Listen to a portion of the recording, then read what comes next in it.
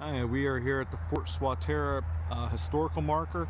This was originally built by Peter Hetrick, 1755. The stockaded blockhouse was improved early 1756 by Captain Frederick Smith to guard the Swatara Gap, which is that way up Route 72 north of here, and protect the frontier settlements.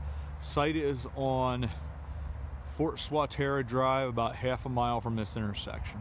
So like I said, you just make your left, you'll go down there. If you're coming from the north, you'd make a right on Bonds Lane, which is BOHNS. And then when you get across the 81 bridge, you make a right, and it's less than half a mile from that point.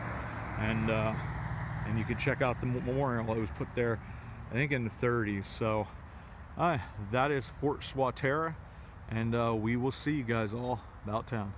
So we are here at the monument for Fort Swatara of the French and Indian War.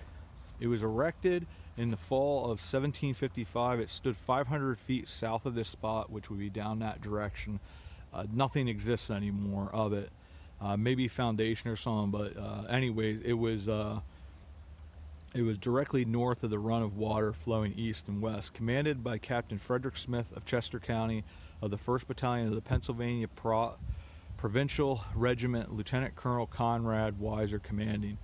Finally abandoned in 1758, Captain Lieutenant Samuel Allen in command. It consisted of a blockhouse pierced for musketry fire and surrounded by a stockade. I will say as well, this did get back in service when the French and Indian War, it sort of died down by 1758, but then in the early 1760s it came back into fruition again, because there was a treaty with the Lenape, or a treaty actually was with the Iroquois Nation, and the Lenape Nation, who were mostly peaceful to that point, basically got really taken advantage of and got quite angry.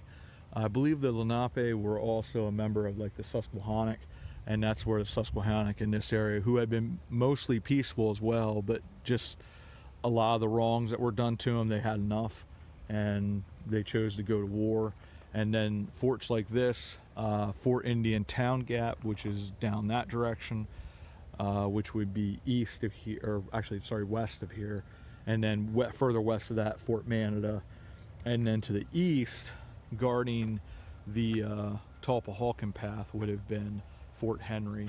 And there were other forts like Reed's Fort, Harper's Fort, and things like that that weren't considered necessarily forts because they were not directly made by the militia like this was.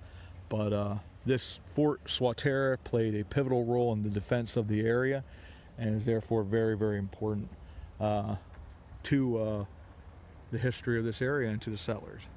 Thanks, everybody.